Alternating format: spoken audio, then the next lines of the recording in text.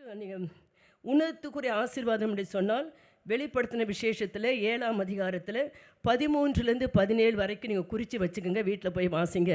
அங்கே அழுகை இல்லை, கண்ணீர் இல்லை, புலம்பல் இல்லை, துக்கம் இல்லை, சஞ்சலம் இல்லை என்று சொல்லியிருக்கோம். அப்போ அந்த ஆசீர்வாதத்தை இந்த பூமியில் நாம் அனுபவிக்க வேண்டும்.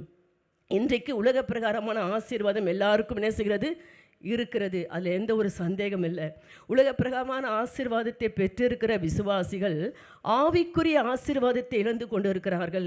அப்போ என்ன ஆவிக்குரிய ஆசீர்வாதம் என்று சொன்னால், இன்னும் ஒரு சில குடும்பங்களில் சமாதானம் இல்லை, சந்தோஷம் இல்லை, நிம்மதி இல்லை, வாக்குவாதங்கள், பிரிவினைகள், சண்டைகள், குழப்பங்கள், என்ன முடிவெடுக்க தெரியாதபடி எத்தனையோ காரியங்களே சிக்குண்டு இருக்கிறார்கள் என்பதை ஆவியானவர் வெளிப்படுத்தினார். அப்படியானால் இதிலிருந்து நம்ம எப்படி விடுவித்து கொள்ள வேண்டும் என்று சொல்லிதான் ஆண்டவர் ஒவ்வொரு நாளும் ஒவ்வொரு தலைப்பின் கீழாக பேசினார். ஆகையினால இன்னும் சொல்லப்போனால் நீங்கள் வெளிப்படுத்தின விசேஷம் 19ஆம் அதிகாரத்தில் வீட்டில் போய் வாசிங்க. 1, 5, 8 வசனம் வரைக்கும் பார்த்தீங்கன்னா அங்கே மகிழ்ச்சியும் சந்தோஷமும் ஆர்ப்பரிப்பும் ஆரவாரமும் இதில் பரிசுத்தவானுடைய நீதியை, அப்போது அந்த நீதியை இங்கே அனுபவிக்க வேண்டும் என்றுதான் தேவனுடைய சித்தம். ஒரு மகிழ்ச்சியான குடும்பம், நல்ல சந்தோஷமான குடும்பம், ஒரு ஆர்ப்பரிக்கிற ஒரு குடும்பம், ஆரவாரம் பண்ணுகிற ஒரு குடும்பமாக கிறிஸ்துவுக்குள் நாம் இருக்க வேண்டும் என்று தேவனுடைய சித்தம். ஆனால் இன்றைக்கு அநேக குடும்பங்களில் இப்படிப்பட்ட ஆசீர்வாதங்கள் இல்லாமல் கணவன் மனைவியும் பேசாமல் எத்தனை நாட்கள் இருக்கிறார்கள். பிள்ளைகள் பெற்றோர் மேல் ஒரு அன்பு இல்லாதபடி வெறுப்பாக இருக்கிறவர்கள் எத்தனையோ பேர் இருக்கிறார்கள். இப்படிப்பட்ட ஒரு முழுமையான ஆசீர்வாதத்தை, ஆவிக்குரிய ஆசீர்வாதத்தை, உன்னதத்துக்குரிய ஆசீர்வாதத்தை இன்றைக்கி குடும்பத்தில் பெற்று அனுபவிக்காமல் எத்தனையோ குடும்பங்கள் சபைக்கு வந்துட்டு போகிறவர்களாக இருக்கிறார்களே தவிர, ஆனால் முழுமையான ஆசீர்வாதத்தை இல்லை என்பதை கர்த்தருடைய ஆவியானவர் வெளிப்படுத்தினார். ஆகையினாலே அந்த ஜெபத்தை ஏற்படுத்தி நிச்சயமாகவே அந்த ஜெபம் ஆசீர்வாதமாய் முடிக்கவும், கர்த்தர் ஒவ்வொரு நாளும் ஒவ்வொரு வார்த்தை கொண்டு கடைசி 5 நாள் பாஸ்டர் காலேபை வைத்து அருமையாய் பேசி ஜனங்களை ஊழியத்திற்கும் கர்த்தருடைய காரியத்தை செய்வதற்கு உற்சாகப்படுத்தினார். அது நான் ஒவ்வொரு நாளும் நாங்கள் கர்த்தருக்கு நன்றி செலுத்தி கொண்டு இருக்கிறேன். இப்போ நம்ம வாசிக்க போகிறது, இன்னும் உன்னதங்களில் உள்ள சகல ஆவிக்குரிய ஆசீர்வாதங்களை அனுபவிக்காமல் இருக்கிறோம் என்பதற்கு என்ன காரணம்? இன்றைக்கு இந்த செய்தி தலைப்பு என்ன சொன்ன? பொன் மங்கி பசும்பொன் மாறி. இது எந்த இடத்துல இருக்குது? புலம்பல் 4ஆம் அதிகாரத்தில் 1 வசனத்தில் இருக்கிறது. எல்லாரும் எடுத்துக்கொள்ளுங்கள். இதே அந்த வசனத்தையே ஆண்டவர் ஒரு 2-3 வாரத்துக்கு முன்னாடி என்கிட்ட பேசிட்டார். இதை வச்சு நான் என்ன பிரசங்கம் பண்ணுறேன்னு எனக்கு தெரியல. ஆனாலும் கர்த்தர் பேசினதை நான் உங்களுக்கு சொல்கிறேன். புலம்பல் 4ஆம் அதிகாரம் 1. ஐயோ பொன் மங்கி பசும்பொன் மாறி. அந்த ஐயோ என்ற வார்த்தையின் அர்த்தம் என்ன தெரியுமா? ஒரு கதறல். எரேமியா ஒரு கதறலாக என்ன செய்கிறார்? இஸ்ரவேல் ஜனங்களை குறித்து சொல்கிற வார்த்தை தான் இது. ஐயோ பொன் மங்கி பசும்பொன் மாறி. அப்படியானால் இன்றைக்கு எரேமியாவுடைய புலம்பல் தேவ ஜனத்தின் மேல் அன்றைக்கு இருந்தது போல இன்றைக்கும் தேவனுடைய ஜனத்தின் மேல் கர்த்தர் இப்படிப்பட்ட ஒரு வார்த்தையை சொல்வாரானால் நாம் அதை சீர்படுத்தி கொள்ள வேண்டும் என்று தான் இன்றைக்கு கர்த்தர் நம்மளோடு பேசுகிறார். ஐயோ பொன் மங்கி பசும்பொன் மாறி. அப்படியானால் என்ன அர்த்தம்? அந்த வசனத்தில் வருகிறது, பரிசுத்த ஸ்தலத்தின் கற்கள் சகல வீதிகளின் முனையிலும் கொட்டுண்டு போயிற்று. எல்லாரும் வசனம் எடுத்துக்கிட்டிங்களா? புலம்பல் 4:1. ஐயோ பொன் மங்கி பசும்பொன் மாறி பரிசுத்த ஸ்தலத்தின் கற்கள். யார் அது? நீங்கள் தான். நீங்களாம் யார்? பரிசுத்த ஸ்தலத்தின் கற்கள். நல்லா புரிஞ்சுக்கோங்க. சகல வீதிகளின் முனையிலும் கொட்டுண்டு போயிற்று. அப்படியானால் இன்றைக்கி சகல மனிதராலும் நாம் உலகத்தாரால் மிதிக்கப்படுவதற்கும் பேசப்படுவதற்கும் ஏளனமாய் சொல்லப்படுவதற்கும் நம்முடைய குடும்பங்கள், சில குடும்பங்கள் இப்படி காணப்பட்டு கொண்டு இருக்கிறது என்று கர்த்தர் வெளிப்படுத்தினார். பொன் மங்கி என்று சொன்னால் விசுவாசம். விசுவாசம் மங்கி போய்கிட்டே இருக்குது. இன்றைக்கி பாடல் ஆராதனை நம்பிக்கை குறித்து தான். விசுவாசம் என்னது? நம்பிக்கை. இன்றைக்கு நம்பிக்கை மங்கி போய்கொண்டு இருக்கிறது. மனுஷகுமாரன் வரும்போது விசுவாசத்தை காண்பாரோ? அந்த வசனம் இப்போ நிறைவேறி கொண்டு இருக்கிறது. இன்றைக்கி விசுவாசிகள் என்று சொல்லி கொண்டு இருக்கிற அநேக குடும்பங்களிலே விசுவாசம் என்ன செய்கிறது? மங்கி போய்கொண்டு இருக்கிறது. பசும்பொன் மாறி போச்சு. பசு பொண்ணு என்ன தெரியுமா? பரிசுத்தம். பசும் பொண்ணு என்ன அர்த்தம்? பரிசுத்தம் அனைவருக்குள்ளாய் மாறி போயிடுச்சு. இது ஆவியானவர் கொடுத்த ஆலோசனை. இந்த கற்கள் யாருங்க? பரிசுத்தம் இருக்கிற ஸ்தலத்தில் இருக்கிற கற்கள் பொன் மங்கி போச்சு. எரேமியாவோட புலம்பல், ஐயோ கதறாரு. பொன் மங்கி போச்சு, பசும்பொன் மாறி போச்சு. பரிசுத்த ஸ்தலத்தில் இருக்கிற கற்கள் எங்கே இருக்குது? எங்கே இருக்குது? சகல வீதிகளின் முனையிலும் கொட்டுண்டு போயிற்று. விசுவாசிகளே, நீங்கள் எங்கே இருக்கிறீங்க கொஞ்சம் யோசிங்க. சபைக்குள் தான் இருக்கிறீங்க, பரிசுத்த ஸ்தலத்தில் தான் இருக்கிறீங்க. ஆனால் உங்களை குறித்து வெளிய மக்கள், புறஜாதிகள், உங்களுடைய சொந்த பந்தம் வெள்ளைன்னு சொல்லியுமா சபைக்கு போகிறாங்க. நீங்கள் வீதியிலே கொட்டு உண்டவர்களைப் போல மிதிக்கப்படுவதற்கும் பேசப்படுவதற்கும் ஏளனமாக மற்றவர்கள் உங்களை குறித்து சிந்திப்பதற்கும் நீங்கள் நடந்து கொள்வீர்களானால் அதுதான் எரேமியாவுடைய புலம்பல். பொன் மங்கி பசும்பொன் மாறி போச்சு. பரிசுத்த ஸ்தலத்தில் இருக்கிற பரிசுத்தம் மாறி போய்கொண்டே வருகிறது. இது கடைசி காலம். இது கடைசி காலம். மனுஷகுமார் வரும்போது விசுவாசத்தை காண்பாரோ என்று சொன்னது போல இன்றைக்கி அநேக விசுவாசிகளுக்குள்ளாகவே விசுவாசம் இல்லைங்க. இன்றைக்கு கத்தர் ஒரு கதரில் தான் உங்களோடு பேசிகிட்டு இருக்கிறாரு. அவருடைய ஆதங்கத்தை வெளிப்படுத்தி கொடுக்குறாரு. நம்மெல்லாம் ஒரு கற்கள், பரிசுத்த ஸ்தலத்தில் இருக்கிற கற்கள். ஏன் கற்கள் என்று சொல்கிறார் தெரியுமா? ஒரு வசனத்தை வாசிங்க. ஏசாயா 28:16 நம்முடைய கல் யார்? அவர் எப்படிப்பட்டவருங்க? பரிட்சிக்கப்பட்டவர். ஏசாயா 28:16 ஆதலால் கர்த்தராகிய ஆண்டவர் உரைக்கிறதாவது, இதோ அஸ்திபாரமாக ஒரு கல்லை நான் சீயோனிலே வைக்கிறேன், அது பரீட்சிக்கப்பட்டதும் விலையேற பெற்றதும் திட அஸ்திபாரதுமான மூளைக்கல்லாய் இருக்கும். விசுவாசிக்கிறவன் பதறான், அவரை நம்புகிறவன் பதறமாட்டான். இன்றைக்கு நாம் சார்ந்திருக்கிற கல் யாருங்க? கிறிஸ்துவாகிய கண்மலையாகிய கிறிஸ்து. அவர் எப்படிப்பட்டவர்? பரீட்சிக்கப்பட்டவர். பரீட்சிக்கப்பட்டவர்னு அர்த்தம் எல்லா விதமான பாடுகளுக்கு உட்படுத்தப்பட்டு எல்லா விதமான வேதனை, நிந்தைகள், அவமானங்கள் எல்லா சூழ்நிலையும் கடந்து வந்தவர் தாங்க. டெஸ்ட் பண்ணப்பட்டவர். நீங்களும் நானும் வருகிற அந்த வாழ்க்கையில் கடந்து வருகிற இந்த பாதைக்கு முன்பாகவே ஒரு பரீட்சிக்கப்பட்ட கல் இயேசு கிறிஸ்து. அவர் ஒரு ஜெயம் எடுப்பாரானால் அவருடைய கண்மலையாக கிறிஸ்துவை நோக்கி பார்க்கிற உங்களுக்கும் எனக்கும் ஜெயம் எடுக்கணுமா வேண்டாமா? ஏன் அந்த ஆசீர்வாதம் இல்லை? பொன் மங்கி பசும்பொன் மாறி போய்கொண்டு இருக்கிற காலத்தில் நம்ம இருக்கிறோம். பரிசுத்த ஸ்தலத்தில் இருக்கிற கற்கள் வீதியிலும் தெருக்களிலும் கொட்டுண்டு போயிற்று. மற்றவர்களால் மிதிக்கப்படுவதற்கு ஏதுவாக இருக்கிறோம். இன்றைக்கு நாமே ஆராய்ந்து பாருங்கள். நாம் ஆராதிக்கிற தேவன் பரீட்சிக்கப்பட்டவர். வசனம் அழகாக வாசித்தோம். நான் சீயோனிலே வைக்கிறேன், அது பரீட்சிக்கப்பட்டதும் விலையேற பெற்றதும் திட அஸ்திபாரம் உள்ளதுமானது.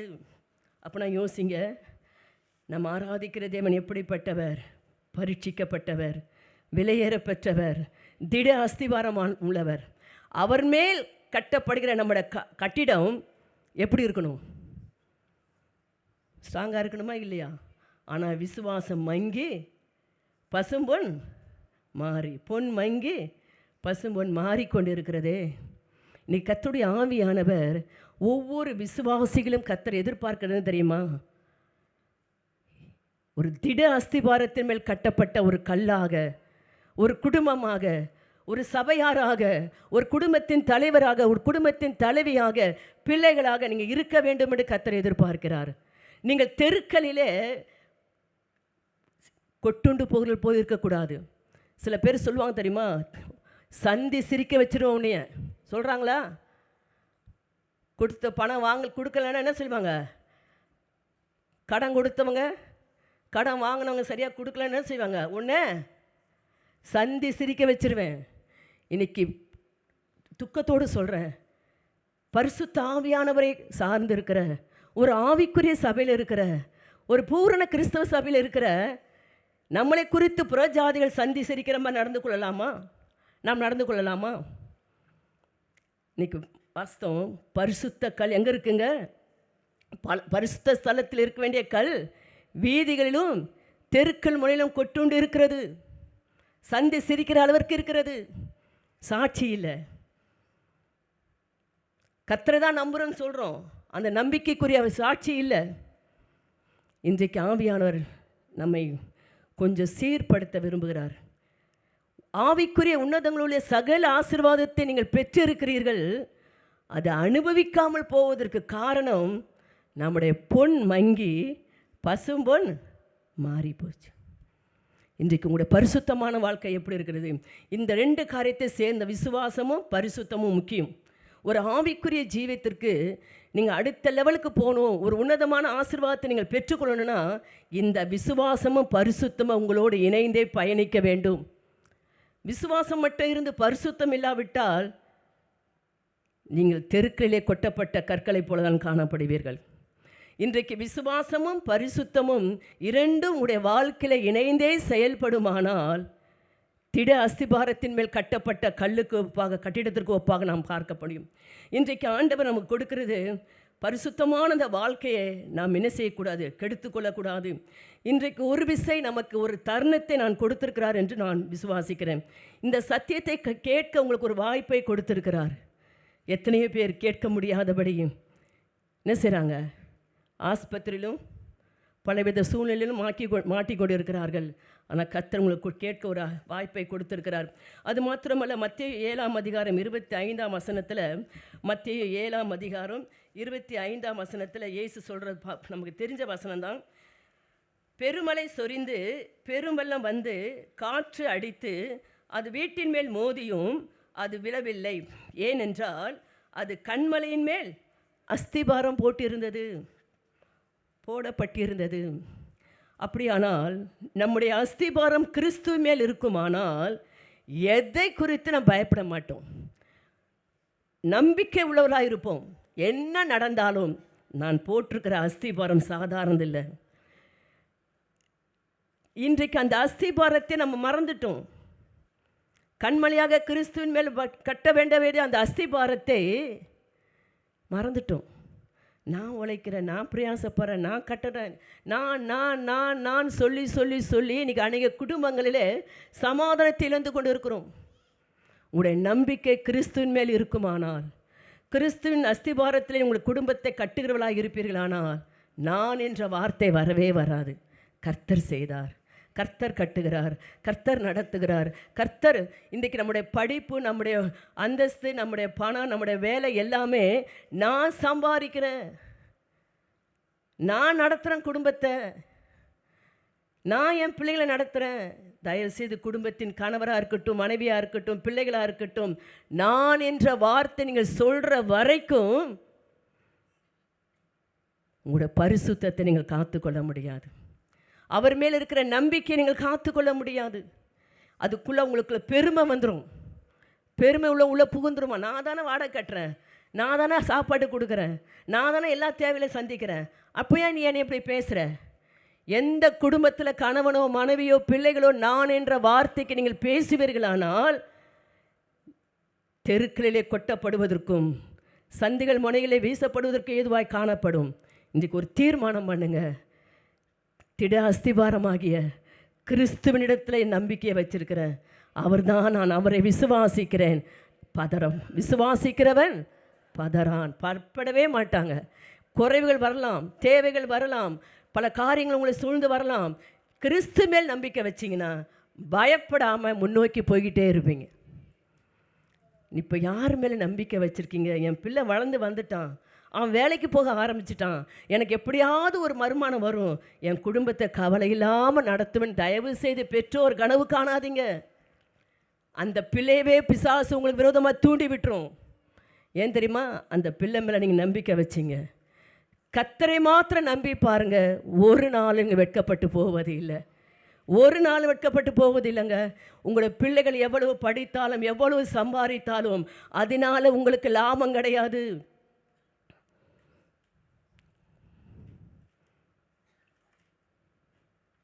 கர்த்தர் ஒருவர் மேல் நம்பிக்கை வைங்க. கர்த்தர் ஒருவரை மாற்றம் சார்ந்து கொள்ளுங்க. வயதானவர்களாக இருக்கலாம், யாராக இருக்கலாம், என் முதிர்கா வயதில் அவங்க தான் எனக்கு பார்ப்பாங்க. இல்லை, கர்த்தர் யாரை வைத்து உங்களை பார்க்க வைத்திருக்கிறாரோ, யாரை வைத்து உங்களுக்கு செய்ய வைத்திருக்கிறாரோ, அது உங்களுடைய கண்களுக்கு தெரியாது, உங்களுடைய புத்திக்கு தெரியாது. அதன் காலத்தில் நேர்த்தியாய் செய்து முடிக்கிறவர். ஆகையினால உங்களுடைய நம்பிக்கை கர்த்தர் மேல் மற்றும் இருக்கும்படியாக நீங்கள் பார்த்து கொள்ளுங்கள். இந்த வசனத்தில் நாம் வாசித்தோம், 24ஆம் வசனத்தில், ஆகையால் நான் சொல்லிய இந்த வார்த்தைகளை கேட்டு இவைகளின்படி செய்கிறவன் எவனோ அவனை கண்மலையின் மேல் தன் வீட்டை கட்டின புத்தியுள்ள மனுஷனுக்கு ஒப்பிடுவேன். கண்மலையின் மேல் கட்டின வீட்டுள்ள புத்தி உள்ள மனுஷனுக்கு ஒப்பிடுவேன். பெருமலை சொரிந்தும் பெருமெல்லம் வந்தும் காற்று அடித்தும் அந்த வீட்டின் மேல் மோதியும் அது விழவில்லை. இப்போ புரியுதா உங்களுக்கு? கிறிஸ்துவின் மேல் நம்பிக்கை உள்ளவளாக இருந்தீங்கன்னா, கிறிஸ்து மேல் விசுவாசம் உள்ளவளாக இருந்தீங்கன்னா, என்ன சூறாவளி காற்று வந்தாலும் நீங்கள் விழுந்து போக மாட்டீங்க, சோர்ந்து போக மாட்டீங்க. இன்றைக்கி சில பிரச்சனைகளை குடும்பங்களிலே காண்கிற பிரச்சனையே தெரியுமா? இது வரைக்கும் நல்லா இருந்தாங்க, இப்போ மாறிட்டாங்க. மாறுவான், மனுஷன் மாறுவான், மனுஷன் மாறுவான். எங்கே போனாலும் எந்த மனுஷனும் மாறுவான். மனுஷன் மனுஷனே, தெய்வம் தெய்வமே. இன்றைக்கு மனுஷனை நம்பி நீங்கள் என்ன செய்யாதீங்க, மோசம் போயிடாதீங்க. உங்கள் கணவர் நல்லா சம்பாதிக்கிறாரா? ஆண்டவரே நீர் கொடுத்த கணவர், நீர் கொடுத்த வருமானம். பிள்ளைங்க சம்பாதிக்கிறாங்களா? ஆண்டவரே நீர் கொடுத்த பிள்ளைங்க, அவங்க சம்பாதிக்கிறாங்க, உமக்கு நன்றி, நீர் தான் நடத்தணும். இன்றைக்கு அநேக குடும்பங்கள் பிள்ளைகள் மீதும் கணவன் மீதும் மனைவி மீதும் அந்த அவர்களை கொண்டு வருகிற பணத்தின் மேலும் வைப்பதுனாலேயே உங்களுடைய பசும்போன் என்ன செஞ்சிடுது, மாறிடுது, பரிசுத்தம் போயிடுது. இன்றைக்கி அநேகருடைய வாழ்க்கையில் பரிசுத்தன்றதா என்னன்னு கேட்குறாங்க. பரிசுத்தமா? வெள்ளை புடவை கட்டினா பரிசுத்தம், நகையை கலட்டினா பரிசுத்தம், அந்நிய பாஷை பேசி ஜெபம் பண்ணால் பரிசுத்தம், அப்படி நினச்சிட்ருக்குறாங்க. இன்றைக்கு ஆண்டுடைய சமூகத்தில் இன்றைக்கி கர்த்தர் நம்மளோடு பேசுகிற வார்த்தை நம்முடைய விசுவாசத்தையும் நம்முடைய பரிசுத்தத்தையும் காத்து கொள்ள வேண்டிய காலகட்டத்தில் வாழ்ந்திருக்கிறோம். நம்முடைய வாழ்க்கை எப்பொழுதுமே, உங்களுடைய வாழ்க்கை விசுவாசத்தில் இருக்குமானால், நம்பிக்கையில் இருக்குமானால், பரிசுத்தம் உள்ள வாழ்க்கை உங்களுக்குள்ளாய் கடந்து வரும். அந்த பரிசுத்த வாழ்க்கை தாங்க உங்களுடைய குடும்பத்தையும் பாதுகாக்கும், உங்களையும் பாதுகாக்கும், உங்களுடைய பிள்ளைகளையும் பாதுகாக்கும். பரிசுத்தம் இல்லாமல் தேவனை தரிசிக்கவே முடியாது. இன்றைக்கு விசுவாசம் இருக்கும், ஆனால் பரிசுத்தம் இருக்காது. ஆனால் பரிசுத்தம் இருக்கும், விசுவாசம் இருக்காது. நான் சொல்கிறேன், ஒரு மனுஷனுக்கு 2 கால் எவ்வளோ முக்கியமோ அதே போல் ஒரு ஆவிக்குரிய ஜீவியத்திற்கு பரிசுத்தமும் விசுவாசமும் முக்கியம். நம்பிக்கையும் பரிசுத்தமுள்ள வாழ்க்கையும் முக்கியம். இதை ரெண்டையும் 2 கண்களைப் போல நீங்கள் காத்துக்கொள்வீர்களானால் உங்கள் மூலமாய் கர்த்தருடைய நாமம் மகிமைப்படும். உங்களை சாட்சி உள்ளவர்களாய் கர்த்தர் மாற்றுவார். உங்களை குறித்து நீங்கள் சாட்சி கொடுக்க வேண்டாம், உங்களை குறித்து மற்றவர்கள் சாட்சி கொடுக்குற அளவிற்கு உங்களை கர்த்தர் சாட்சியாக நிறுத்துவார். நிறுத்துவாரா? நிறுத்த மாட்டாரா? நிச்சயம் நிறுத்துவாருங்க. அவர் சொல்லியிருக்கிறார், நிறைய வாக்கு தத்தங்களை கொடுத்துருக்கிறார். ஆகினாலே சொல்லுவார், சொல்லியிருப்பார். நான் சொல்கிறேன், இப்போ நமக்கு தேவன் என்ன செய்ய சொல்கிறார் தெரியுமா? ஒரே காரியம்தான், விசுவாசமும் பரிசுத்தம். ஒரு வசனத்தை வாசிக்கிறேன். லூக்கா 22ஆம் அதிகாரம் 32ஆம் வசனத்தில் இயேசு பேதுருவை பார்த்து சொன்ன வார்த்தை நமக்கு எல்லாருக்கும் தெரிஞ்ச வசனம் தான். 22:32 வாசிக்கிறேன். நானும் உன் விசுவாசம் ஒளிந்து போகாதபடிக்கு உனக்காக வேண்டிக் கொண்டேன். நீ குணப்பட்ட பின்பு உன் சகோதரரை ஸ்திரப்படுத்து. பேதுருவை பார்த்து ஆண்டவராக இயேசு சொல்கிறாரு, நானும் உன் விசுவாசம் ஒளிந்து போகாதபடிக்கு. ஏன் அந்த வார்த்தையை சொன்னார்னா 31ஆம் வசனத்தில், பின்னும் கர்த்தர் சீமோனே சீமோனே, இதோ கோதுமையை சுளகினால் புடைக்கிறது போல சாத்தான் உன்னை புடைக்கிறதுக்கு என்ன செஞ்சான்? உத்தரவு கேட்டுக்கொண்டான். அப்போ என்ன அர்த்தம்? உத்தரவு கேட்டான், நான் உத்தரவு கொடுத்துட்டேன். புரியுதுங்களா? நான் என்ன செஞ்சேன்? சாத்தான் இன்றைக்கும் உங்களை குறித்து கர்த்தர்கிட்ட என்ன உத்தரவுலாம் யாரை குறித்தெல்லாம் கேட்டிருக்கான்னு தெரியல. என்ன பயப்படுறீங்களா? உத்தரவு கொடுத்துட்டாரு. கொடுத்துட்டு சொல்கிறாரு, நானும் உன் விசுவாசம் ஒளிந்து போகாதபடி உனக்காக என்ன செய்கிறேன்? வேண்டிக் கொண்டேன்.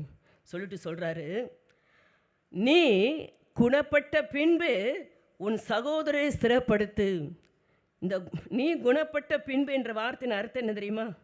நீ உன்னுடைய சுபாவம் மாறின பின்பு, உன்னுடைய பரிசுத்தம் உள்ள வாழ்க்கை வந்த பின்பு நீ மற்றவனே செய். நம்முடைய குணமே மாறலைன்னா நம்ம யாருங்க ஆதாயப்படுத்த முடியும்? இந்த வசனம் அழகாக சொல்லப்படுது, நீ குணப்பட்ட பின்பு உன் சகோதரனே செய், ஸ்திரப்படுத்து. நம்முடைய உறவுகளை ஸ்திரப்படுத்த வேண்டுமானால் உங்களுடைய குடும்பத்தில் உள்ள கணவனையோ மனைவியோ பிள்ளைகளையோ பெற்றோரையோ நீங்கள் கொண்டு வரணும்னா முதல்ல நீங்கள் குணப்படணும். இன்றைக்கி அனைவர் என்ன சொல்கிறாங்க தெரியுமா? நான் விசுவாசிக்கிறேன் என் கணவர் எப்படியாவது வந்துடுவார். பிள்ளைங்க சொல்கிறாங்க பெற்றோர் எப்படியாவது வந்துடுவாங்க, நான் விசுவாசிக்கிறேன். நல்லது தான். குணம் என்ற வார்த்தையின் அர்த்தம் பரிசுத்தம். நம்ம குணப்படாமல் நீங்கள் எத்தனை மணி நேரம் ஜெபித்தாலும் அவர்கள் ரட்சிக்கப்பட மாட்டார்கள். இன்றைக்கி ஆண்டவருடைய சமூகத்தில் எனக்காக என்னுடைய விசுவாசம் ஒளிந்து போகாதுக்காக நீங்கள் ஜெபிக்கிறீங்க ஆண்டவரே. ஆனால் குணப்பட வேண்டியது யாருடைய வேலை? நான் உன்னை குணப்படுத்துவேன்னு சொன்னாரா? நீ குணப்படு. எவ்வளவு சத்தியத்தை கர்த்தருடைய ஆவியான சபையில் பேசுகிறார். எந்த வார்த்தைக்கு நீங்கள் குணப்பட்டிருக்கிறீங்க? ஒரு சாட்சி சொல்ல முடியுமா? எனக்கு இது கிடைச்சிது அது கிடைச்சிது, அந்த சாட்சி தான் சபையில் வருது. நான் இந்த காரியத்திலேருந்து குணப்பட்டிருக்கேன்னு யாராவது சாட்சி சொல்ல முடியுதா? என் சுபாவம் மாறி இருக்குது, என் பேச்சு மாறி இருக்குது, என் சிந்தை மாறி இருக்குது, என்னுடைய பெருமை அடங்கி இருக்குது, யாராவது சொல்ல முடியுதா? அந்த சாட்சி தான் இன்றைக்கி சபையில் வரணும். இனிமே கர்த்தர் உலகத்துக்கு பிறரான ஆசீர்வாதத்தை எல்லாருக்கும் அவ்வப்போது எல்லாம் கொடுக்குறாரு. அதில் எந்த வித மாற்றம் இல்லை. ஒரு வீடுக்கு 4 வீடும் கொடுக்குறாரு, ஒரு காருக்கு 4 காரும் கொடுக்குறாரு. இதெல்லாம் உலக பிரகாரமான ஆசீர்வாதம். இந்த ஆசீர்வாதத்தை குறித்து மேன்மை பாராட்டி கொண்டு சாட்சி சொல்வது முக்கியமல்ல. நீ குணப்பட்ட பின்பு உன் சகோதரனே செய், ஸ்திரப்படுத்து. இன்றைக்கு நம்முடைய குணம் மாறுறதை குறித்து நீங்கள் சாட்சி சொன்னீங்கன்னா உங்கள் குடும்பத்தில் உள்ளவங்க என்ன செஞ்சுருப்பாங்க? ஸ்திரப்பட்டிருப்பாங்க. உங்கள் குணம் மாறி இருந்தால் உங்கள் வீட்டில் இருக்கிறவங்க ரட்சிக்கப்பட்டு சபைக்கு வந்திருப்பாங்க. இன்றைக்கி நம்ம குணமே மாறாதப்போ நம்ம யாருடைய குணத்தை மாற்ற முடியும்? சில கணவனுடைய குணம் மாறலை, சில மனைவியுடைய குணம் மாறலை. பல வருஷமாக சபைக்கு வருகிறோம், பல வருஷ விசுவாசி, 20, 30, 40 இன்னும் எவ்வளோ வயசு இருக்கிறது சொல்லலாம். ஆனாலும் இன்னும் ஒரு குடும்பத்தில் உள்ளவர்களை இன்னும் குணப்படுத்த முடியவில்லை. முதல்ல நீங்கள் குணப்படுங்க. நீங்கள் ஒரு பரிசுத்தமான வாழ்க்கைக்குள்ளாய் கடந்து வாங்க. உங்களுடைய வாயின் வார்த்தைகள், உங்களுடைய நடக்கைகள், உங்களுடைய சிந்தைகள், உங்களுடைய செய்கைகள் எல்லாமே குணப்பட வேண்டும். விசுவாசமும் குணம் பரிசுத்தமும் இருந்தால் தான் நீங்கள் ஒருத்தரை ஸ்திரப்படுத்த முடியும். நிறைய பேர் சொல்கிற வார்த்தை என்ன தெரியுமா? எவ்வளவோ ஜெபிக்கிறோம் பாஸ்டர்மா, எத்தனையோ முறை சொல்லிட்டேன் சபைக்கு வா சபைக்கு வான்னு, வரவே மாட்டுறாங்க. நான் அடிக்கடி சொல்கிற வார்த்தை என்ன தெரியுமா? கூப்பிடாதீங்க. நிறைய சகோதரிமார்கள் சொல்வேன், நீங்கள் அவங்கள கட்டாயப்படுத்தி கூப்பிட வேண்டாம். நீங்கள் அவங்களுக்கு முன்பாக என்ன செய்யுங்க? மாதிரியாக நடந்து காட்டுங்க, தானாக வருவாங்க. சொல்லியிருக்கனா இல்லையா? இதுதான் உண்மை. ஆனால் தான் இயேசு சொல்கிறாரு, நீ குணப்பட்ட பின்பு உன் சகோதரர் என்ன செய்? ஸ்திரப்படுத்து என்றார். இன்றைக்கு நம்முடைய குணம் மாற வேண்டும் என்று கர்த்தர் எதிர்பார்க்கிறார். அப்பொழுதுதான் கர்த்தர் என்ன செய்வார்? ஒரு மாற்றத்தை நம்முடைய குடும்பத்தில், கணவனுக்குள்ளேயோ மனைவிக்குள்ளேயோ யாருக்குள்ளே மாற்றத்தை வரணுமோ, யார் மாற வேண்டுமோ இன்றைக்கு ஒரு தீர்மானம் பண்ணுங்கள். 1 தீமோத்தேயு 1:18 அப்போஸ்தலனாகிய பவுல் சொல்கிற வார்த்தை. 1 தீமோத்தேயு 1:18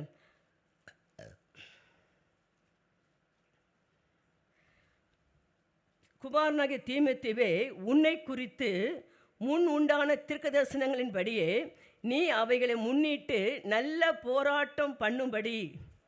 கிறிஸ்துவ வாழ்க்கை என்பது நல்ல ஒரு போராட்டம்.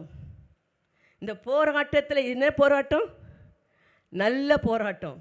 போராடி பாருங்க, சந்தோஷமாக இருக்கும். ஜெயிச்சிட்டுனா சாத்தான் வெக்கப்பட்டு போவான். வசனம் அழகாக சொல்கிற, நல்ல போராட்டம் பண்ணும்படி இந்த கட்டளையை உனக்கு ஒப்புவிக்கிறேன். நீ என்ன செய்ய தெரியுமா? நீ விசுவாசமும் நல்மன சாட்சி உடையவனாயிரு. நீ குணப்பட்ட பின்பு உன் சகோதரி ஸ்திரப்படுத்தி சொன்னார இயேசு.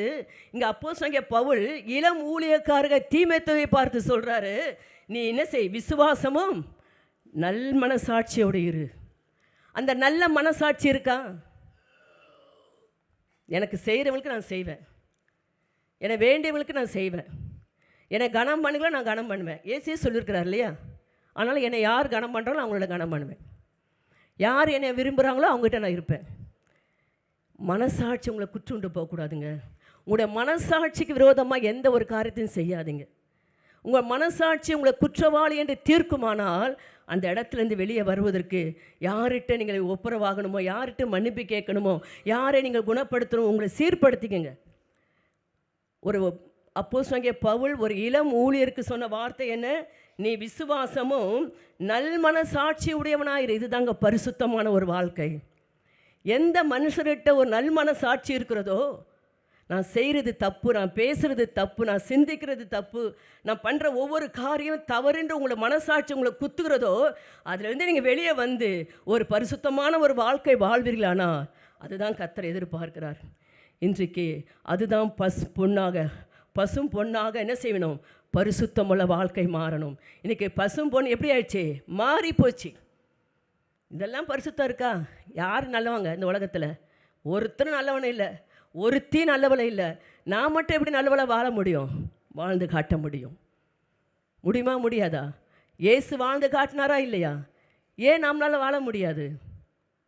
நல்மன சாட்சி உடையவளாய் வாழ்ந்து காட்டுங்க. உங்களுடைய குடும்பத்தில் உள்ளவர்களை நீங்கள் ஆதாயப்படுத்தி கொள்ள முடியும். அதுதான் ஒரு பரிசுத்தமுள்ள வாழ்க்கை என்று கர்த்தருடைய ஆவியானவர் உங்களுக்கு சொல்லுகிறார். தீத்து 3ஆம் அதிகாரத்தில் 7-8 வசனத்தை நான் வாசிக்கிறேன்.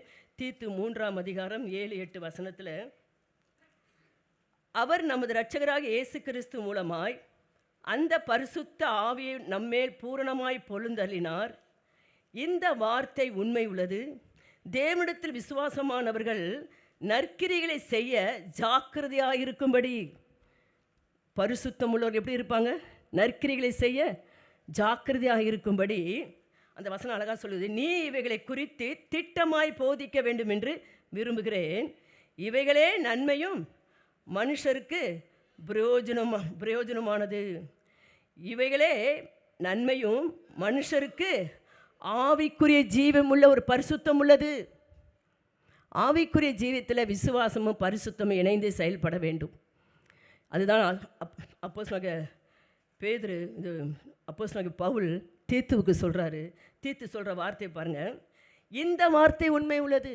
இப்போ பிரசங்கிக்கப்படுகிற ஒவ்வொரு வார்த்தையும் உண்மை உள்ளது. எத்தனை பேர் ஏற்றுக்கொள்கிறீங்க? உண்மை உள்ளதா பொய் உள்ளதா? உண்மை உள்ளதுன்னு ஏற்றுக்கொண்டீங்கன்னா அந்த வார்த்தைக்கு அப்படியே கீழ்ப்படுத்துங்க. இந்த வசனம் அழகாக சொல்லுது. இந்த வார்த்தை உண்மை உள்ளது. தேவனிடத்தில் விசுவாசமானவர்கள், யாரிடத்தில்? தேவனிடத்தில் நம்பிக்கை வச்சிருக்கிறவங்க நற்கிரிகளை செய்ய எப்படி இருப்பாங்களாம்? ஜாக்கிரதையாக இருக்கும்படி. நான் தேவனை விசுவாசிக்கிறேன், நான் அவரை நம்புகிறேன், அவர் தான் எனக்கு தெய்வம், அவர் தான் என்னை பாதுகாத்தார், அவர் தான் நடத்துகிறார், அவர் தான் எனக்கு எல்லாம் கொடுக்குறார்.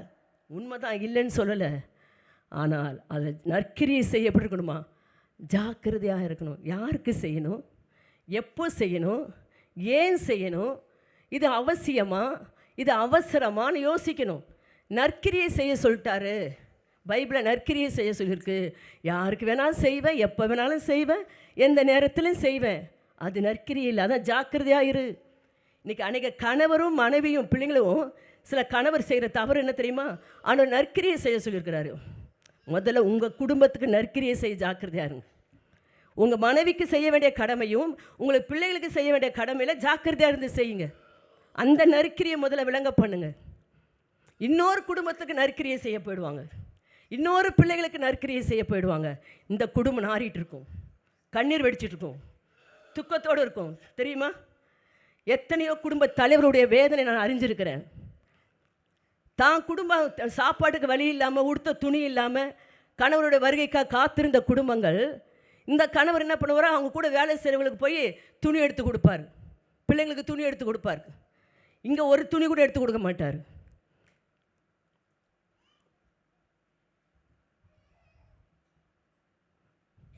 தேவ சமூகத்தில் உடைய நற்கிரியை வசனம் அழகாக வாசித்தோம். நற்கிரிகளை செய்ய என்ன செய்? ஜாக்கிரதையாக இருக்க முடியும். தேவனிடத்தில் விசுவாசமானவர்கள், தேவனிடத்தில் நம்பிக்கை உள்ளவர்கள் நற்கிரியை செய்யக்கூட ஜாக்கிரதையாக இருக்கணும். உங்கள் சொந்த குடும்பத்தை விசாரித்து நடத்துங்க. உங்கள் மனைவியுடைய தேவைகளை சந்திங்க. உங்களுடைய கணவருடைய தேவைகளை முதல்ல சந்திங்க. கணவருக்கு என்ன விருப்பம், எதை செய்யணும் பாருங்கள். இன்றைக்கி மனைவி மரணம் கணவனை விட்டுருவாங்க, கூட பிறந்த அண்ணன் தம்பி அக்கா தங்கச்சிக்கே கொண்டு போய் செய்வாங்க. அதுவும் இருக்குது. தேவனத்தில் விசுவாசமாக இருப்பாங்க, ஆனால் நற்கிரி எங்கே செய்வாங்க? கணவனுக்கு செய்ய வேண்டிய இடத்துல, மனைவிக்கு பிள்ளைங்களுக்கு செய்ய வேண்டிய காரியத்தில் செய்யாமல் கூட பிறந்த அக்கா தம்பி அண்ணன் தங்கி போய் ஓடுவாங்க. இது கர்த்தருக்கு பிரியமில்லை. இன்றைக்கு உங்கள் வாழ்க்கையில் உங்களுடைய விசுவாசம் பொன் மங்கி பசும்பொன் மாறிக்கொண்டிருக்கிற காலத்தில் வாழ்ந்து கொண்டு இருக்கிறோம். உங்களுடைய பரிசுத்தமான வாழ்க்கை குறித்து உங்களுடைய நல்மன சாட்சியை உங்களை துக்கப்படுத்தாதபடி நீங்கள் ஜாக்கிரதையாக இருக்கணும்னா கர்த்தருடைய வேத வசனத்தில் அது உண்மை உள்ள வார்த்தை. விசுவாசத்தை நடந்து பாருங்கள். அடுத்ததாக சொல்லணும், இவைகளை குறித்து திட்டமாய் போதிக்க வேண்டும் என்று விரும்புகிறேன். அதனால தான் இன்றைக்கு ஆண்டவர் திட்டமாய் போதிக்கிறார். திட்டமாய் போதிக்கிறார். உன் பிள்ளைகளை உன் குடும்பத்திற்கு முதல் செய்ய சொல்லுவாங்க. தான் பிள்ளைய ஊரார் பிள்ளைய ஊட்டி வளர்த்தா தான் பிள்ளை தானாக வளர்ந்துடும், தானாக வளரும். உங்களுடைய விருப்பத்தின்படியே வளராது. இன்னொருத்தர் கையாண்டுருவாங்க, இன்னொரு வீட்டில் போய் உட்காந்துரும். தெரியுமா? எத்தனையோ பிள்ளைகள் அப்படி வழி தவறி போன குடும்பங்கள் எத்தனையோ பிள்ளைகள் உண்டு. தான் தாயும் தகப்பனும் தன் பிள்ளைக்கு செய்ய வேண்டிய கடமையை சரிவர செய்யாததுனால இன்னொரு வீட்டில் போய் உட்காந்து வளர்ந்து இப்போ அதுதான் எனக்கு அம்மா அப்பாங்குது. தான் பெற்றெடுத்த தாய் தகப்பனை என்ன செய்ய மாட்டுது? ஏற்றுக்கொள்ள மாட்டேங்குது. நீ எனக்கு என்ன செஞ்சன்னு கேட்குது. தயவு செய்து கர்த்தர் உங்கள் கொடுத்த குடும்பத்தை முதலாவது நல்ல விசுவாசத்துக்கு நீங்கள் தேவனிடத்தில் விசுவாசம் மாணவர்கள் என்ன செய்வார்கள்? நற்கிரிகளை செய்ய ஜாக்கிரதையாக இருக்கும்படி நீ இவைகளை குறித்து திட்டமாய் போதிக்க வேண்டும் என்று விரும்புகிறேன். இவைகளே நன்மையும் மனுஷருக்கு பிரயோஜனமானவைகள். இவைகளே நன்மையும் மனுஷருக்கு என்னது? பிரயோஜனம். இதுதான் ஆவிக்குரிய பிரயோஜனம் உள்ளது. இதுதான் ஆவிக்குரிய ஆசீர்வாதத்தை கொண்டு வருகிறது. இதுதான் ஆவிக்குரிய உன்னதங்களில் உள்ள எல்லா விதமான ஆசீர்வாதத்தை உங்கள் குடும்பத்தில் கர்த்தர் கொடுக்க சித்தம் உள்ளவராக இருக்கிறார். இன்றைக்கு ஆண்டவருடைய சமூகத்தில் உங்களை தாழ்த்தி ஒப்பு கொடுங்க. கர்த்தர் உங்களுக்கு உதவி செய்வார். லூக்கா 24:9 லூக்கா 24:49 ஒரு வசனம் இருக்கிறது. மூன்றாவதாக கர்த்தர் கொடுக்கிற காரியம் என்ன தெரியுமா? முதலாவது, நீ விசுவாசமும் நல்மன சாட்சி உடையவனாகிரு. ரெண்டாவது என்ன செய்கிறாரு? எந்த நற்கிரிகளையும் செய்ய எப்படி இருக்கணும்? ஜாக்கிரதையாக இருக்கணும். பரிசுத்த ஆவி பொருள்தல்கிற தேவனாக இருக்கிறாரு. மூன்றாவது கர்த்தர் சொல்கிறாரு, லூக்கா 24:49 நமக்கு வாக்கு தத்தம் கொடுத்துருக்கிறார். என் பிதா வாக்கு தத்தம் பண்ணினதை இதோ நான் உங்களுக்கு அனுப்புகிறேன். நீங்களோ உன்னதத்திலிருந்து வரும் பெலனால் என்ன செய்யப்படும் வரைக்கும், தரிப்பிக்கப்படும் வரைக்கும் எருசலேம் நகரத்தில் இருங்கள் என்றார். இது இயேசு சொன்ன வார்த்தை. இந்த வார்த்தை எல்லாருக்கும் தெரியும். நல்லா புரிஞ்சுக்கொள்ளுங்க. இந்த வாக்கு தத்தம் வேதத்தில் அநேக வாக்கு தத்தங்கள் இருக்கிறது. கிட்டத்தட்ட 7487 வாக்கு தத்தங்கள் வேதத்தில் இருக்கிறது. எத்தனை? 7487 வாக்கு தத்தங்கள் இருக்கிறது. அந்த வாக்கு தத்தங்களை அந்தந்த சூழ்நிலைக்கு நம்ம யூஸ் பண்ணிக்குவோம். என் சமூகம் உனக்கு முன்பாக செல்லுன்னா வீட்டை விட்டு வெளியே போகிறப்போ என்ன செய்வீங்க? அதோடு அந்த சமூகத்தை மறந்துடுவீங்க. கரெக்டா? நீ கடன் வாங்க மாட்டாய், கடன் கொடுப்பாய் அப்படின்னா கடன் கொடுத்து முடிஞ்சவுன்னா அந்த வாக்கு தத்தம் மறந்து போயிடும். ஒரு பிரச்சனைக்காக, ஒரு எக்ஸாமுக்காக, ஒரு எதுக்கோ ஒரு இன்டர்வியூக்காக போனீங்கன்னா என்ன செய்வீங்க? பயப்படாத, உன்னோடு கூட இருக்கிற அந்த வாக்கு தத்தத்தை சொல்லி ஜெபம் பண்ணுவீங்க. அந்த காரியம் முடிஞ்சோன்னா அந்த வாக்கு தத்தத்தை என்ன செஞ்சிருவீங்க? மறந்துடுவீங்க. ஆனால் தலைமுறைக்கு உள்ள ஒரு வாக்கு தத்தம் இருக்கிறது தெரியுமா? நீங்கள் எந்த வாக்கு தத்தத்தை மறக்கிறீங்களோ, ஏற்றுக்கொள்கிறீங்களோ, நான் சொல்கிற இந்த வாக்கு தத்தத்தை நீங்கள் சொந்தமாக்கி அந்த வாக்கு தத்தத்தை மாத்திரம் நீங்கள் உறுதியாய் பிடித்து கொள்வீர்களானால் ஆவிக்குரிய உன்னதத்திலுடைய ஆசீர்வாதத்தை நீங்கள் அனுபவிக்க முடியும். அந்த வாக்கு தத்தம் என்ன என்று சொன்னால், அப்போஸ்தலர் நடபடிகள் 2ஆம் அதிகாரம்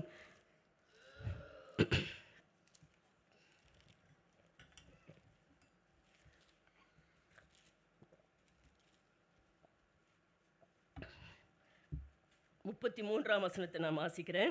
அவர் தேவனுடைய வலது கரத்தினால் உயர்த்தப்பட்டு பிதா அருளிய வாக்கு தத்தத்தின்படி பரிசுத்த ஆவியை பெற்று நீங்கள் இப்பொழுது காண்கிறதும் கேட்கிறதுமாகிய இதை பொழுந்தள்ளினார். இந்த வாக்கு தத்தம் தான் உங்களுடைய தலைமுறைக்கும் உரியதாக இருக்கிறது. 7487 வாக்கு தத்தங்களும் சூழ்நிலைக்கு ஏறாக. நல்ல ஒரு வீட்டை கட்டுவாய், உன் குடும்ப வாழ்க்கையே செய்வேன், ஏற்ற துணையை கொடுப்பேன். அதெல்லாம் அந்தந்த சூழ்நிலைக்கு ஏற்றவாறு வாக்கு தத்தங்கள். நான் இப்போ சொல்கிற வாக்கு தத்தம் தான் உங்களுக்கும் உங்களுடைய தலைமுறைக்கு உரிய வாக்கு தத்தம். இந்த வாக்குத்தத்தத்தை நீங்கள் சுதந்திரித்துக் கொள்வீர்களானால், இந்த வாக்குத்தத்தத்தை நீங்கள் பற்றி கொள்வீர்களானால், ஒருவனும் உங்களை மேற்கொள்ள முடியாது. எந்த பொல்லாங்கனும் உங்களை ஜெயிக்க முடியாது. ஆனால் இந்த வாக்குத்தத்தத்தை பிசாசு நம்முடைய கண்களுக்கு மறைச்சி வச்சுட்டான். இன்றைக்கி நான் வாசிக்கிறேன், அவர் தேவனுடைய வலது கரத்தினால் உயர்த்தப்பட்டு பிதா அருளிய வாக்குத்தத்தத்தின்படி பரிசுத்த ஆவியை பெற்று நீங்கள் இப்பொழுது காண்கிறதும் கேட்கிறதுமாக இதை பொழிந்தருளினார். அதே அதிகாரத்தில் 39ஆம் வசனத்தை வாசிக்கிறேன். வாக்குத்தத்தமானது எந்த வாக்குத்தத்தங்க? பரிசுத்த ஆவியை கொடுக்குறார் இல்லையா, பொழிந்தருளுகிறார் இல்லையா, அதை குறித்து தான் சொல்கிறாரு.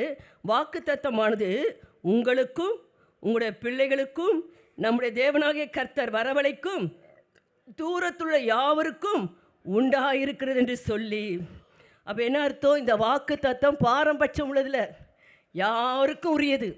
இந்த பரிசுத்த ஆவியை கொடுப்பது அவருக்கு யாருக்கும் கூடிய ஒரு வாக்குத்தத்தம். ஆனால் இந்த பரிசுத்த ஆவி எத்தனை பேர் பெற்று இருக்கிறீங்க?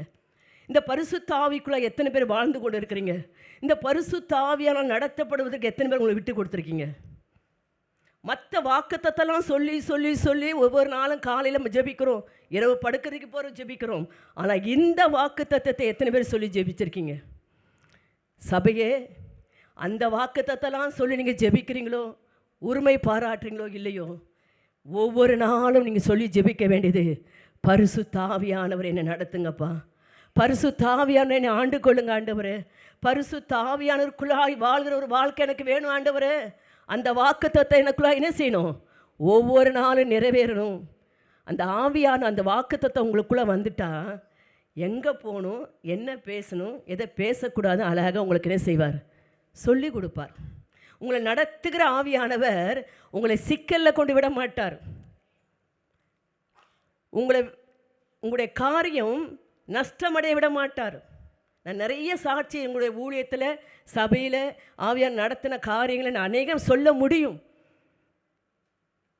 இந்த ஆவியானவருக்குள் நடக்கிற ஒரு பழக்கம் இருக்குது பாருங்கள், அதை போல ஒரு இன்பமான வாழ்க்கை எதுலையுமே இல்லைங்க. உங்கள் பேர் கெட்டு போகக்கூடாதுன்னு கூட உங்கள் ஆவியான உங்கள்கிட்ட பேசுவார். தெரியுமா? நீ இந்த இடத்துல போய் நிற்காத, இவங்கள்ட்ட ஐக்கிய வைக்காத, இவங்களை ஒதுக்கி வை பேசுவாருங்க. இன்னைக்கு கணவனோ மனைவியோ பிள்ளைகளோ இந்த ஆவியானவர், இந்த பரிசுத்த ஆவியினுடைய வாக்குத்தத்தமாகி இந்த வாக்குத்தத்தத்தை சொந்தமாக்கி கொள்ளாமல், அதை குறித்த சிந்தனை இல்லாமல், அதை குறித்த ஒரு உணர்வு இல்லாமல், இன்னைக்கு நமக்கு சபை பேர் என்னது? ஆவிக்குரிய சபை. வார்த்தை மட்டும்தான் ஆவிக்குரிய சபை. ஒவ்வொருவரும் அந்த ஆவிக்குள்ளே நடத்தப்படுகிறீர்களா என்பதை கொஞ்சம் யோசிப்போமானால் அதில் ஜீரோவாக தான் இருக்கிறோம். இன்றைக்கு ஒரு விழிப்படைவோம், உணர்வு அடைங்க. ஆவிக்குள்ளாய் நடத்தப்படுகிற அனுபவத்துக்குள்ளாய் நாங்கள் கடந்து வரோம். இந்த வாக்குத்தத்தம் ஒவ்வொரு நாளும் சொல்லி சொல்லி ஜெபம் பண்ணுங்க. 7487 வாக்குத்தத்தத்தை நீங்கள் விட்டாலும் பரவாயில்லை. அதில் காலத்தில் உங்களை நேர்த்தியாய் செய்கிறவர் எல்லாவற்றையும் என்ன செய்வார்? செய்வாரா செய்ய மாட்டாரா? ஒருவனுடைய வழி கர்த்தருக்கு பிரியமாக இருந்தால் அவனுடைய சத்துக்களை கூட கொண்டு காலில் போடுவார். ஆனால் உங்களுடைய வழி கர்த்தருக்கு பிரியமாக இருக்கணும்னா பரிசுத்த ஆவியானவரை நடத்தப்படுற அனுபவத்துக்குள்ள அவங்களை விட்டு கொடுத்து பாருங்கள். எந்த இடத்துல நீங்கள் தலைக்குனிய வைக்க மாட்டார், உங்களை உயர்த்திக்கிட்டே போவார். நான் பெருமைக்கு சொல்லலை, ரட்சிக்கப்பட்ட 1976ஆம் ஆண்டிலிருந்து இன்று வரைக்கும் அந்த பரிசுத்த ஆவியான நடத்தலுக்குள்ள என் தாய் என் பெற்றோர் எங்களை நடத்தினாங்க. அதே வழியில் எங்களை நடத்த கர்த்தர் கிருபை கொடுத்தார். இன்றைக்கும் நடந்து கொண்டு இருக்கிறோம். கர்த்தர் எங்கள் தலையை உயர்த்தி கொண்டு தான் வருகிறார். நான் தைரியமாக சொல்ல முடியும். சின்ன காரியத்தை கூட நான் யோசிப்பேன், ஆண்டவரே நான் இதை செய்யலாமா பேசலாமா? சொல்வார், அமைதியார், சரி அவ்வளோதான். உங்கள் குடும்ப வாழ்க்கையில் ஆண்டவர் சொல்ல கொடுப்பாங்க. உங்கள் பிள்ளைங்கிட்ட என்ன பேசணும்னு கூட ஆவியானவர் கூட பேசுவார். உங்களுடைய கணவர்கிட்ட எதை பேசணும் எதை பேசக்கூடாது ஆவியானவர் கூட சொல்லிக் கொடுப்பார். ஒரு மனைவிட்ட எப்படி நடந்துக்கணும்னு ஆவியானவர் சொல்லிக் கொடுப்பார். இன்றைக்கி சில கணவன் மரும் மனைவிட்ட எப்படி பேசணும் எப்படி நடக்கணும்னு தெரியாமல் வார்த்தையை விட்டுட்டு வேதனைப்படுத்திட்டு பின்பு யோசிக்கிறாங்க. இந்த ஆவியானவர், கட்டுப்பாட்டின் ஆவியானவர் உங்களை கண்ட்ரோல் பண்ணி நடத்துவார். இஷ்டம் போல அலைய விட மாட்டார். அவர் சித்தம் செய்து வாழ வைப்பார். இந்த வாக்குத்தத்தத்தை நீங்கள் பெற்றுக்கொள்ள வேண்டும். அதுதான் தேவனுடைய சித்தம். ஆகினால இன்றைக்கு ஆண்டவர்கிட்ட கேளுங்க, ஆண்டவர் இந்த வாக்குத்தத்தத்தை நான் பெற்றுக்கொள்ள எனக்கு உதவி செய்யும். பாருங்கள், யூதாவை குறித்து, யூதா நமக்கு எல்லாருக்கும் தெரிஞ்ச நிறுவனம். நீங்கள் வீட்டில் போய் வாசித்து பாருங்கள். அவ்வளோ கண்டிப்பாக, அவ்வளோ எச்சரிப்பாக யூதா இதெல்லாம் நம்ம வாசிக்க முடியும். இப்போ நேரம் இல்லாதனால கடந்து போகிறேன். நீங்கள் அந்த ஒரு வசனத்தை மாத்திரம் நான் வாசிக்கிறேன். 17ஆம் வசனத்திலேருந்து, நீங்களோ பிரியமானவர்களே, நம்முடைய கர்த்தராகிய இயேசு கிறிஸ்துவின் அப்போஸ்தலரால் முன் சொல்லப்பட்ட வார்த்தைகளை நினைவு கூறுங்கள்.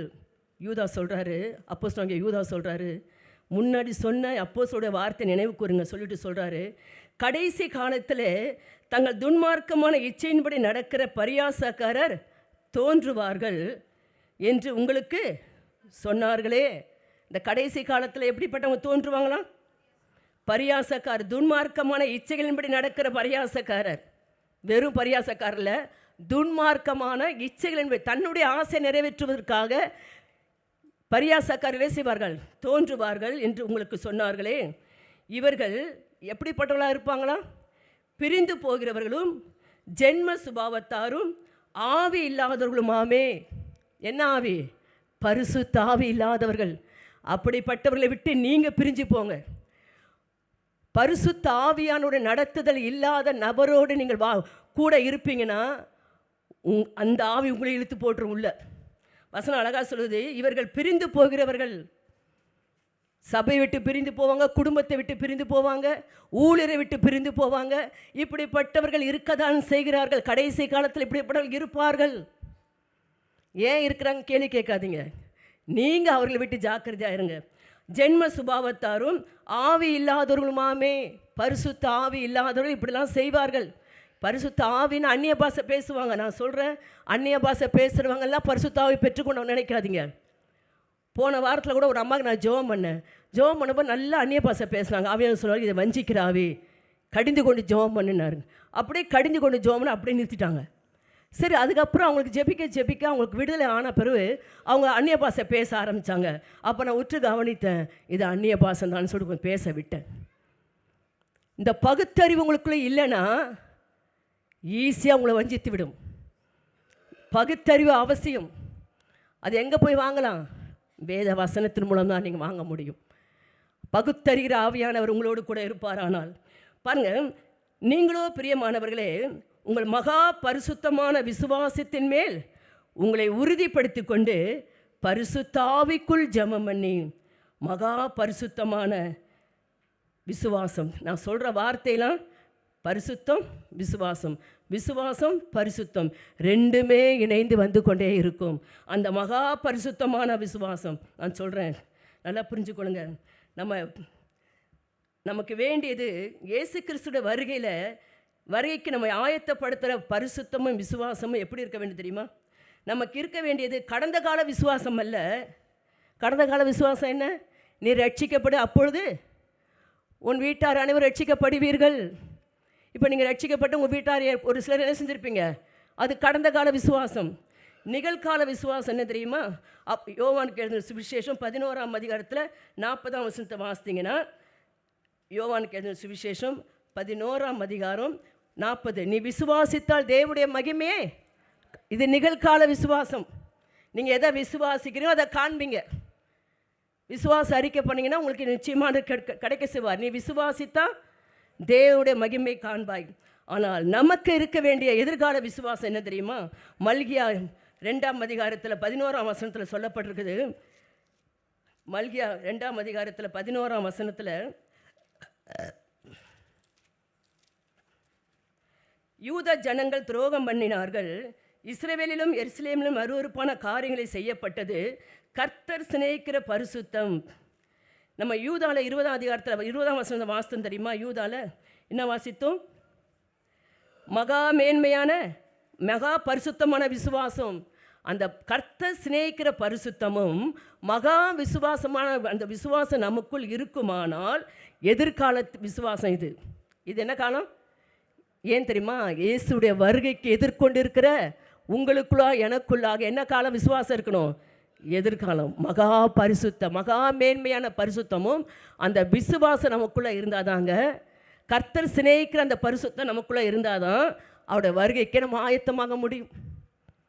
இன்றைக்கு எந்த விசுவாசத்தில் நீங்கள் இருக்கிறீங்கன்னு நீங்களே என்ன செய்யுங்க, உங்களை டெஸ்ட் பண்ணி கொடுங்க. சரி, இப்போ கடைசியாக கர்த்தர் வாக்கு தத்தம் கொடுத்தார். இதெல்லாம் ஏன் கொடுத்தாருன்னு தெரியல. ஆண்டவர்கிட்ட கேட்ட, ஆண்டவரே இவ்வளோ தூரம் நீங்கள் வெளிப்படுத்துங்க, ஒரு வாக்கு தத்தத்தை எனக்கு கொடுங்க. இந்த கல், நான் என்ன சொன்னேன், நம்மளாம் யார்? கல்லாயிட்டீங்களோ? பேச மாட்டீங்களோ?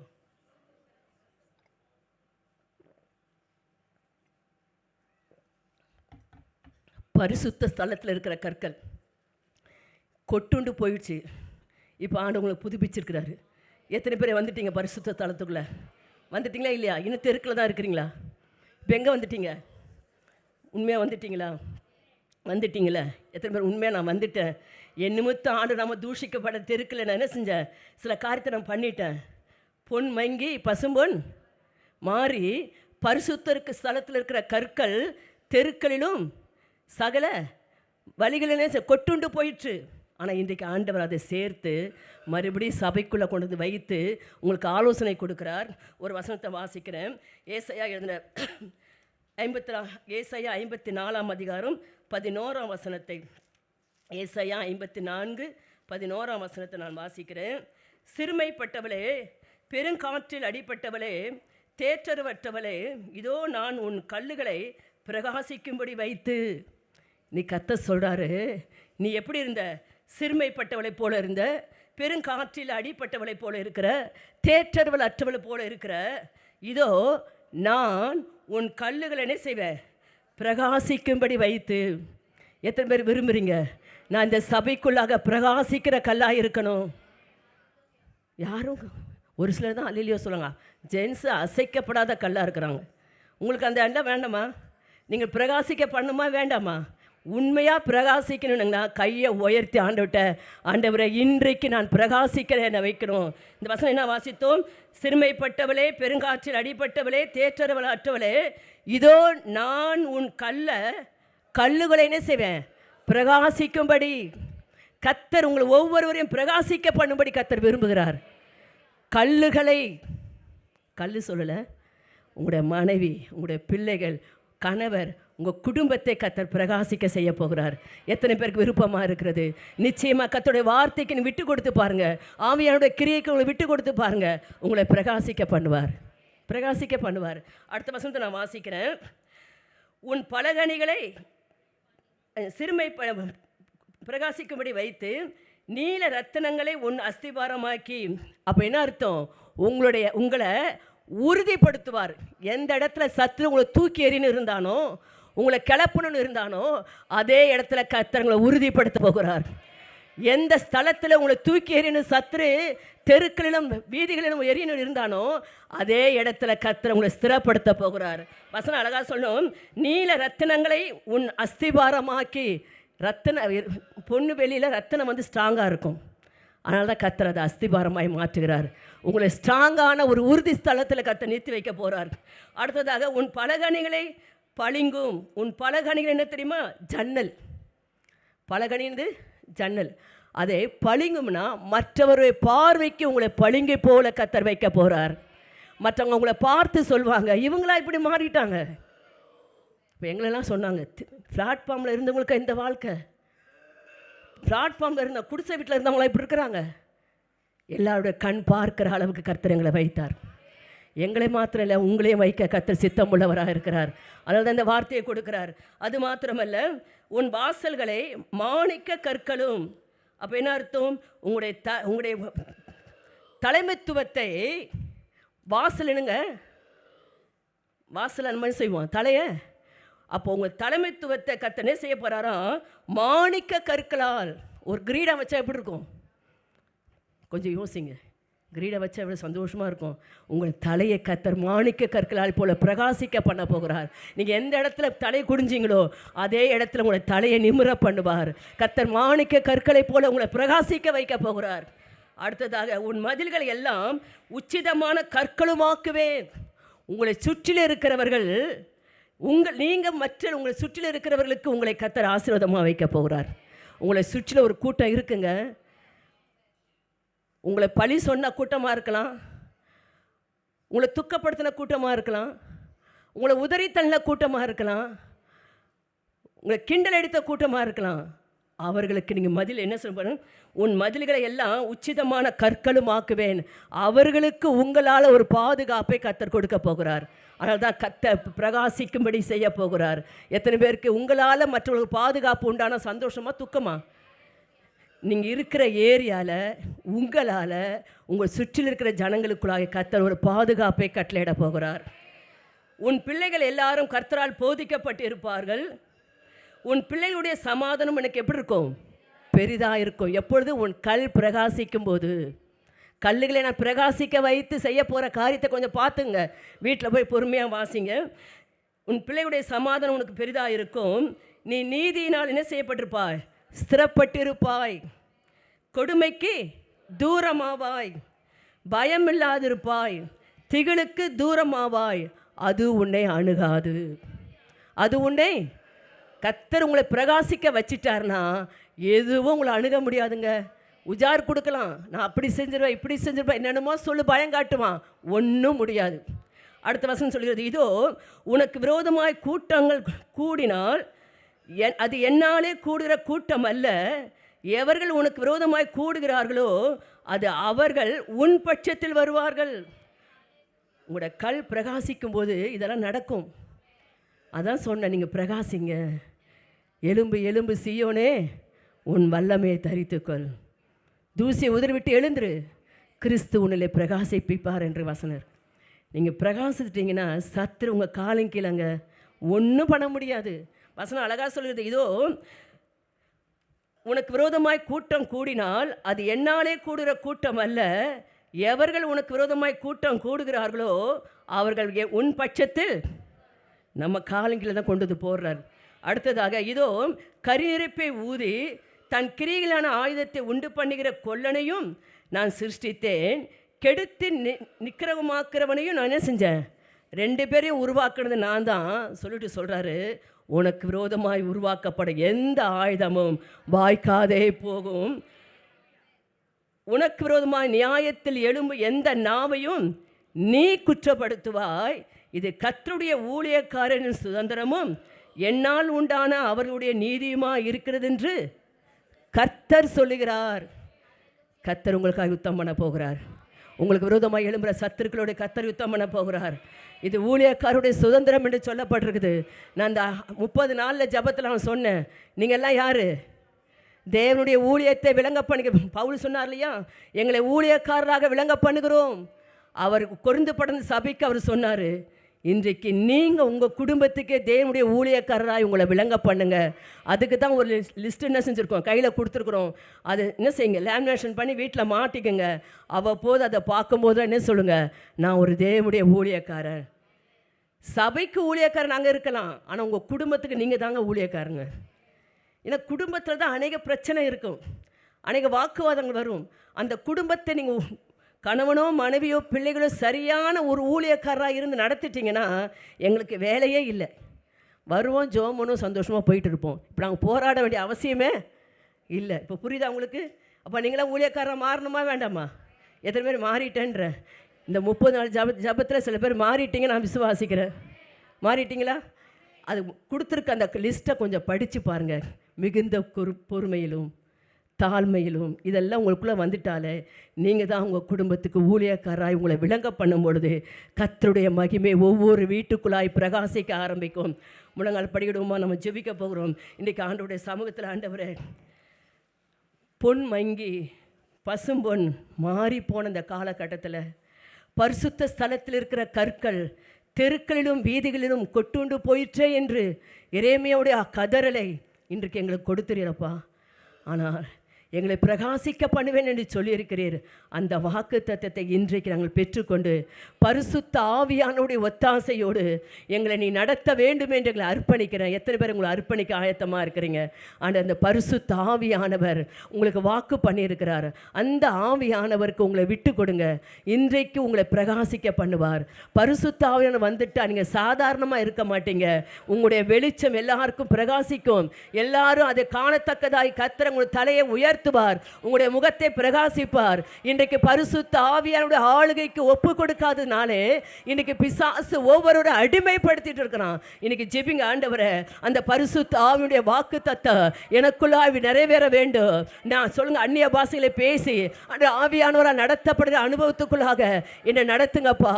ஒவ்வொரு கணவரும் ஜெபிங்க, ஆண்டு ஆவியானவருடைய ஆளுகைக்குள்ளாக என்னை விட்டு கொடுக்கிறேன்ப்பா. அந்த வாக்கு தத்தத்தை நான் சுதந்திரத்துக் கொள்கிறேன். அது உங்களுக்கு தலைமுறைக்கு உரிய வாக்கு தத்தம். அது தலைமுறைக்கு உள்ள வாக்கு தத்தம். அந்த வாக்கு தத்தத்தை நீங்கள் பெற்று அனுபவிக்காத பட்சத்தில் எந்த ஒரு ஆசீர்வாதத்தை அனுபவிக்க முடியாது. கர்த்தர் நம்ம கொடுத்த வாக்கு தத்தங்களை நீங்கள் சுதந்திரித்துக் கொள்ள வேண்டுமானால் இன்றைக்கு அந்த பரிசுத்தாவுடைய அபிஷேகத்தினால் உண்டான அந்த அனுபவத்தை எனக்கு தாங்கப்பா. ஒவ்வொரு குடும்பத்தின் தலைவர் கேளுங்க, எசப்பா என் குடும்பத்தை, என் மனைவியை, என் பிள்ளைகளை ஆவியானுடைய ஆண்டவரை நடத்துதல்படி நான் நடத்த எனக்கு உதவி செய்யும். இன்றைக்கு அந்த கிருபை எனக்கு தாரும். இதுவரைக்கும் நான் விட்டுட்டேன்ப்பா, இதுவரைக்கும் அது குறித்த சிந்தனை இல்லாமல் இருந்துட்டேன். இன்றைக்கு அப்பா நீர் வைத்திருக்கிற வாக்கு தத்தங்களை நான் உங்களுடைய கல்லுகளை பிரகாசிக்க வைப்பேன் சொன்னாரு. அந்த பிரகாசத்தை நீங்கள் பெற்று அனுபவிக்க வேண்டுமானால் இன்றைக்கு அந்த ஆவியானவர்களுக்கு உதவி செய்கிறவராக இருக்கிறார். ஆமென், ஆமென், ஆமென். ஓ ரகராதிரபா சிகராதிரரபா, ஓ லீலபா கராதிரரபா, ஓ ரீலமா சிகராதுரபரபா. இயேசுவின் நாமத்தில் ஒவ்வொரு குடும்பத்தின் தலைவரையும் தலைவிகளையும் பிள்ளைகளையும் உங்களுடைய அபிஷேகத்தினால் நிரப்பும், அந்நிய பாஷையினால் நிரப்பும். ஆவியானவர் நடத்தப்படுகிற அனுபவத்துக்குள்ளாக ஒவ்வொரு நீர் கொண்டு வாங்கப்பா. மாம்சத்தில் இருந்த நாட்கள் போதும், மாம்சமாய் சிந்தித்த நாட்கள் போதும். ஆண்டவரே ஆவிக்குரியவர்கள் ஆவிக்குரிய பிரகாரமாக சிந்திப்பார் என்று சொன்னீரே. உமக்கு மகிமை வரத்தக்கதாக உம்முடைய நாமத்திற்கு ஆண்டவரே அப்பா மகிமையும் கனமும் வரத்தக்கதாக நாங்கள் செயல்படத்தக்கதாக இன்றைக்கு ஆவியானவர் நிரப்புவீராக. வாலிப பிள்ளைங்க ஜெபிங்க, ஜெபிங்க.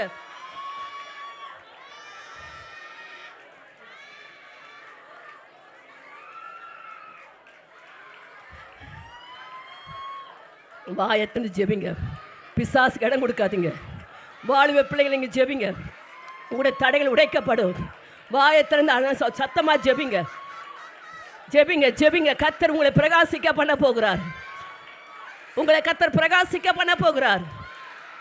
இதுவரைக்கும் உங்களை கட்டி வைத்திருந்த ஆவிகள், உங்களுடைய சிந்தையை கட்டி வைத்திருந்த உங்களுடைய ஆண்டவர் இருதயத்தை கடினப்படுத்தின ஆவிகள் இன்றைக்கு அழிக்கப்படுகிறது. கர்த்தர் இன்றைக்கு உனக்கு விரோதமாக உருவாக்கப்பட எந்த ஆயுதமும் வாய்க்காதே போகும் என்று சொன்னவர். இன்றைக்கு இந்த சபைக்கு விரோதமாய் உருவாக்கப்பட்ட, இந்த ஜனங்களுக்கு விரோதமாய் உருவாக்கப்பட்ட எந்த ஆயுதமும் வாய்க்காதே போகிறது. கர்த்தர் உங்களை பிரகாசிக்க பண்ணுகிறார். கர்த்தர் உங்களை பிரகாசிக்க பண்ணுகிறார். இன்றைக்கு இன்றைக்கு இப்பொழுதே. ஆமென், ஆமென், ஆமென். ஓ ரகராதிரபா சிகராதிரபா, எல்லா தந்திரத்தின் ஆவிகளை இப்பொழுது நான் நிர்மூலமாக்குகிறேன் இயேசுவின் நாமத்தில். ஊரபா கராதிரமா சிகராதிரமா லபா கராதிரபா, ஓ ரகராதிரமா சிகராதிரரபா. ஒவ்வொரு குடும்பத்தின் தலைவரையும் தலைவிகளையும் பிள்ளைகளையும் ஆவியானவரே, ஆவியானவரே நீர் ஆளுகை செய்யுங்கப்பா. உம்முடைய வருகை சீக்கிரமா இருக்கிறது. அடே பொன் மங்கி பசும்பொன் ஆண்டவரே, மாறி போற காலத்தில் வாழ்ந்து கொண்டு இருக்கிறோம். எங்களுடைய ஆண்டவரே அப்பா, சபையார ஒவ்வொருவரையும் ரத்தத்தினாலே கழுவப்பட்டு சம்பாதித்த இந்த சபையை சத்துரு கொள்ளை கொண்டு போக விட்டாதீங்கப்பா. ஓ ரபா கராதிரமா சிகராதுரிமேலா,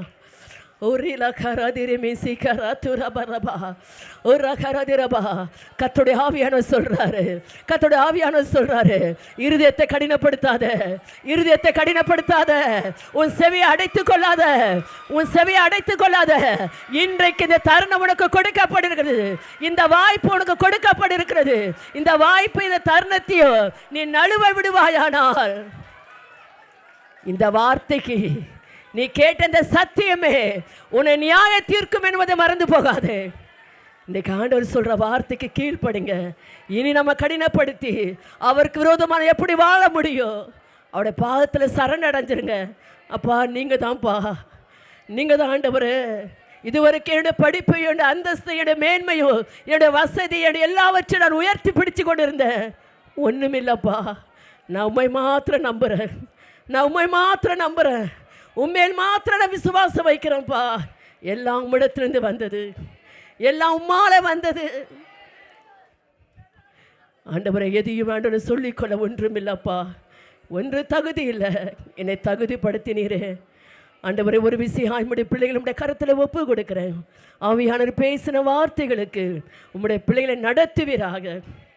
அந்த ஆவிக்குரிய உன்னதங்களில் உள்ள சகல ஆசீர்வாதத்தினால சபையார் ஆசீர்வதிக்கப்பட்டிருக்கும்படியாக நான் ஒப்பு கொடுக்கிறேன். நான் ஜெபிக்கிறேன். ஆண்டவரே நீரே மகிமைப்படும். எல்லா துதியும் கனமும் மகிமையும் உமக்கே செலுத்துகிறேன். இயேசுவின் நாமத்தில் ஜெபங்கேளு நல்ல பிதாவே. ஆமேன் ஆமேன். கர்த்தர் உங்களை ஆசீர்வதிப்பாராக.